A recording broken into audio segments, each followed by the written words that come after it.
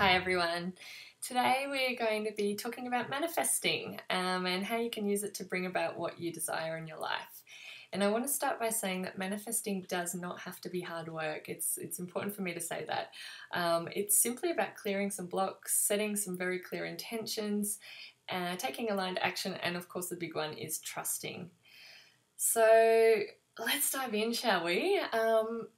You've probably heard that they're saying everything is energy, and whether we actually realize it or not, we're constantly manifesting. We might not be aware of that on a conscious level, but we are manifesting, and often what's going on in our outer world is a reflection of what's going on in our internal world. Today's video is all about giving you a couple of steps so that you can free yourself from resistance and make yourself a vibrational match for the things that you do desire. So I'm going to jump in with step one, which is clearing the fear, clearing the blocks. When it comes to blocks, our biggest blocks are limiting beliefs, and all of us have limiting beliefs and stories that we've told ourselves or that we've carried often from childhood. And what I've discovered in my life and in the life of my clients to be absolutely no doubt about it, 100% true, is that we attract what we believe. We attract what we expect. And as a result of that, if you do have limiting beliefs and you haven't done the work on releasing them, they are often reinforced by your reality and it becomes this vicious cycle. So how can you clear them? You can do it in plenty of different ways, but I'll share some of my favorites. First up, looking at what you're putting in your body. So eating nourishing foods, eating clean foods to ensure that you're a really clear channel for the energy in your body is important. Fulfilling any tasks that you've been procrastinating on, and you might have heard these as referred to as energy leaks. So we're about plugging those energy leaks. Getting out in nature, doing energy work like kinesiology or Reiki can be helpful, and also surrounding yourself with positive people who are on that same vibrational level. So whether your blocks are around money or confidence or self-sabotage or self-doubt, self-belief, let's make a commitment to face them head on, heal them, heal what needs to be healed instead of running away and hoping that if we avoid them for long enough that perhaps they'll disappear, which would be really nice, but unfortunately it rarely happens that way. Let's instead say that let's put healing as a priority first before we even think about manifesting anything else. Okay, so once you've done that, you need to get clear on what it is that you want in your life, and then create a vision board and fill yourself up with that feeling daily. So when it comes to manifesting, it is super important to start with a clear picture. So get specific around what you want to bring about in your life, and most importantly, clarify how you want to feel when you get there, which I'm going to talk about in a little bit more detail in a minute. To give you an example, just say hypothetically I was trying to manifest a new home, which actually is something that I am working on manifesting at the moment. I'm really clear on the specifics. So I know how many bedrooms I'd like the house to have. I know the colours, the location, the vibe, the general energy, I guess, of that house. I'm really clear on that, and that's the detail stuff. But I can also feel myself there. So I've spent a lot of time visualising waking up in a big lush bed and walking out into the lounge room with the natural sunlight streaming in through the window. And the feelings that I feel in my body when I do that visualisation is I feel content, I feel warm, I feel secure, I feel creatively inspired, and I feel really proud to be living in that house. So I've started generating those feelings so that I'm picturing myself there. And this feeling bit is really potent because I think what happens sometimes is we get attached to the thing or the experience that we want to bring about, but we don't actually dig deeper into what this experience represents for us on an emotional level.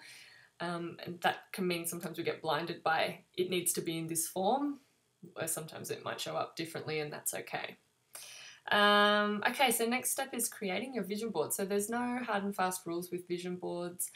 You can cut and paste from magazines, you can use Pinterest boards, you can, I use Photoshop to create layouts with words and images. And when you make your board, when you've gone about that creative process, which is really fun to do and very inspiring as an act to actually set that intention and bring that about visually.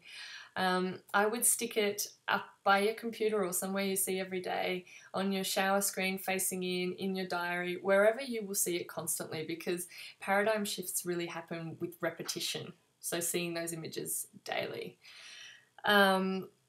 Which brings me kind of to the next point, which is about filling yourself up with the feelings. So manifestation it's a bit of a commitment. It's not hard work, but it's just a daily commitment. I keep my energy high so that I'm in manifestation mode by doing things like meditation, chakra clearing, which is something that I've done sporadically for a while, but I've now committed to doing it daily, and it's actually making a big difference. So you might want to look into that. But also doing things like watching TED Talks or inspirational webinars that keep me in a positive state, hanging out with my tribe of high vibe people. That all works. On the love front, because you can never have enough love in your life, my husband and I we really live in a constant state of appreciation for our love, and we do little things like texting each other several times a day, and we never hang up the phone without saying I love you.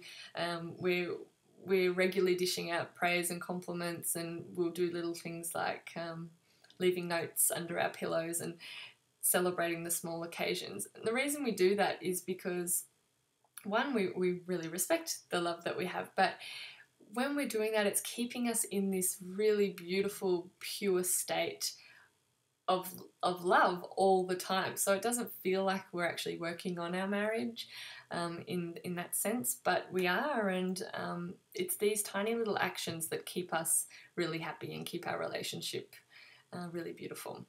So to sum up this step, when you focus on wanting and needing, there's a sense of being separate from your desire. It's something over there that you're yearning for and that you haven't yet received. So instead, get very clear, make that vision board, and think, how can I feel happy or fulfilled or successful or powerful right now? So it might be something very, very small, but whatever gets you in that state, go do it. Bring it into your life right now. Okay, and step 4 is acting as if. So I've actually got a friend modelling this for me at the moment, and I'm loving that. She's set an intention to be in the US for an event in October, and she hasn't got the hows or the details clear at all, and to be honest, she said, really, I have no idea how this is going to happen. But anytime I speak to her, she's constantly reinforcing that she's manifesting that trip into existence by speaking positively about it. I asked her to come to an event with me in Australia in October, and she said, oh no babe, I'm going to be in the US in October. And I just thought, yeah, awesome, go girl, you're there, you're already there. And so I would say take her lead, change your words as well. So instead of saying I want to or I hope to, say I am, this is happening, it's done, it's a done deal. It all helps. And I'd like to just finish up on saying a little message about divine timing. So I've found that while I can define deadlines around what I'm hoping to bring forth in my life, I almost never manifest them to a set time frame. So I would say not to get hung up on that. It might happen sooner sometimes for me, or it might be a month or two later, or it could be even a year or two later. But that doesn't actually matter, because generally there's other things happening at that time, and I will detach from the whens and the hows and just keep myself in that feeling of what I desire. So yeah, I just wanted to make that point that sometimes it may not show up in the form that you think, but that's not necessarily a bad thing. And I think the universe is always working to deliver what you need in its highest form. So just keep trusting.